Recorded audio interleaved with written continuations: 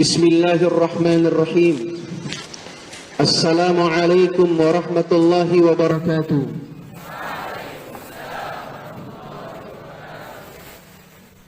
Alhamdulillahi rabbil alamin.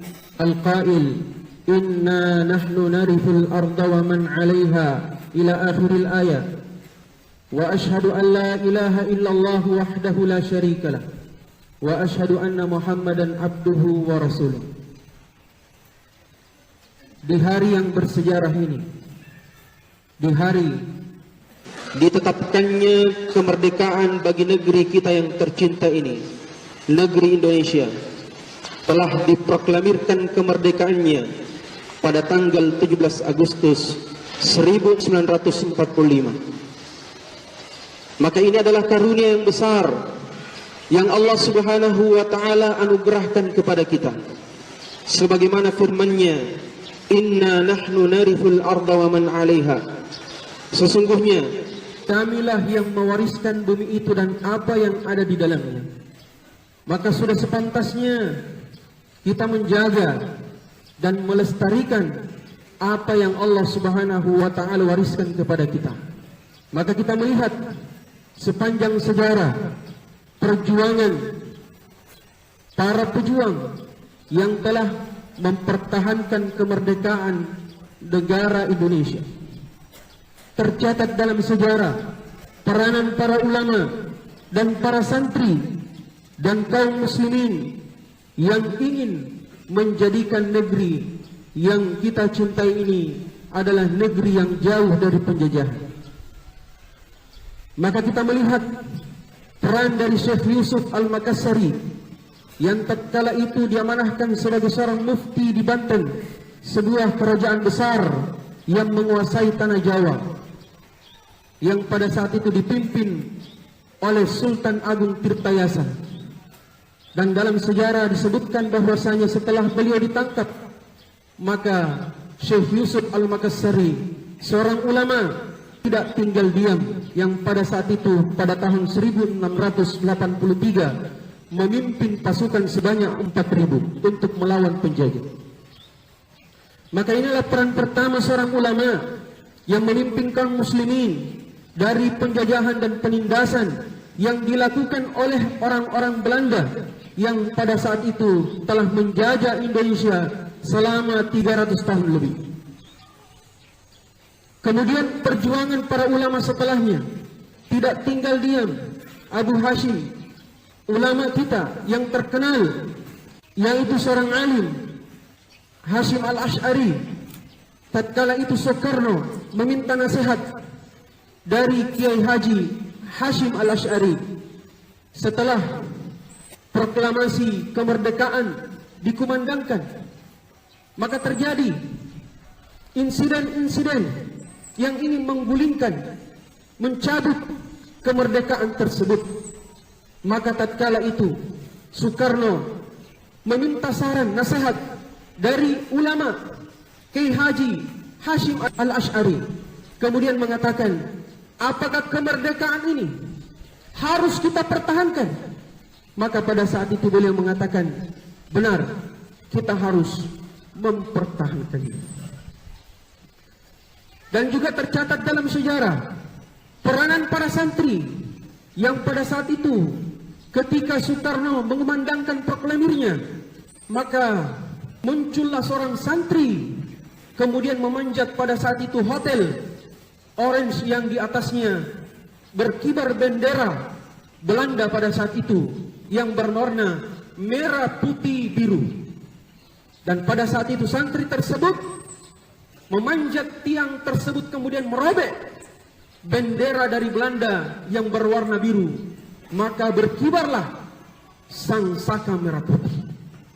Ini menunjukkan bahwasanya peranan ulama dan para santri untuk mempertahankan kemerdekaan negara Indonesia sangatlah besar dan bahkan tidak terpisahkan dalam sejarah berdirinya negara yang kita cintai ini. Maka lambang negara Republik Indonesia yang kita hormati, merah putih melambangkan keberanian yang dilakukan oleh para pejuang, para ulama dan para santri dan tokoh-tokoh nasional yang kita kenal pada saat ini.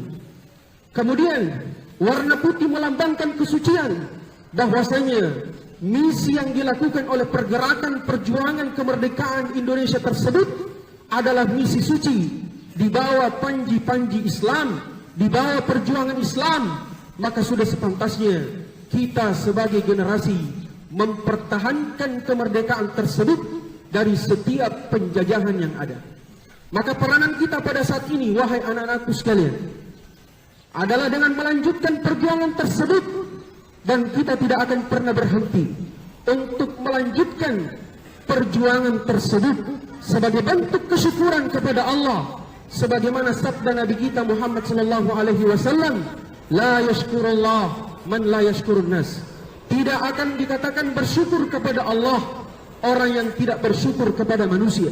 Maka bentuk kesyukuran kita kepada manusia, kepada para ulama, kepada santri, kepada tokoh-tokoh yang melakukan perjuangan kemerdekaan pada saat tersebut, karena mereka telah menumpahkan darahnya untuk negara, untuk bangsa kita yang tercinta ini. Maka kemerdekaan hendaknya kita lanjutkan sebagaimana perkataan Syekhul Islam Ibn Taimiyah, inna wasfal insani hiya hakikatul ubudiyati lillah huwa yu'addu kamalan. Sesungguhnya sifat manusia ketika melakukan peribadatan kepada Allah Subhanahu wa taala itu menunjukkan kesempurnaannya. Fa innal ubudiyata lillahi hiya hakikatul hurriyah. Karena sesungguhnya, kata beliau, peribadatan kepada Allah Subhanahu wa taala itulah hakikat kemerdekaan, itulah hakikat kebebasan. Faman lam yata'abbadalah fa innahu fakana 'abidan li ghairihi aw li nafsihi. Maka siapa saja yang tidak beribadah, yang tidak menegakkan peribadatan kepada Allah Subhanahu wa taala, maka sungguh dia bukanlah orang yang merdeka. Dia telah melakukan peribadatan kepada selain Allah atau kepada dirinya sendiri. Anak-anakku sekalian yang saya hormati dan saya banggakan, pada kesempatan yang berbahagia ini, kami mengajak diri kami dan kepada kita semua, mari kita mengisi waktu-waktu kita dengan hal-hal yang bermanfaat, dengan hal-hal yang memberikan sumbangsi nyata ke depan kepada Islam dan kaum muslimin, dan terkhusus kepada negeri yang kita cintai ini, agar kemudian kita terbebas dari ancaman penjajahan, baik secara internal maupun secara eksternal. Ini yang pertama. Kemudian yang kedua, mari kita membangun persatuan, persaudaraan, menjauhi perselisihan. Karena ketika kita kuat di dalam negeri kita ini, maka musuh-musuh Islam, musuh-musuh negeri yang kita cintai ini akan takut dengan kekuatan karena persatuan kita. Allah Subhanahu wa taala menggambarkannya dalam surah Saf, innallaha yuhibbul ladzina yuqatiluna fi sabilihi saffa ka'annahum bunyanun marsus. Sesungguhnya Allah Subhanahu wa taala mencintai orang-orang yang berjuang di jalannya dengan teratur, dengan barisan yang teratur. Karena sesungguhnya Allah Subhanahu wa taala mencintai orang-orang yang bersatu. Ka'annahum bunyanun marsus. Mereka seperti bangunan yang kokoh.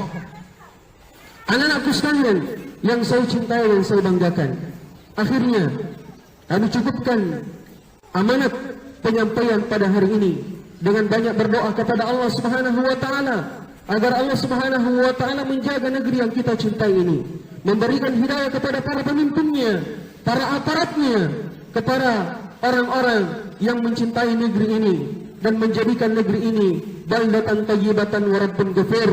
Sekian dan terima kasih. Assalamualaikum warahmatullahi wabarakatuh.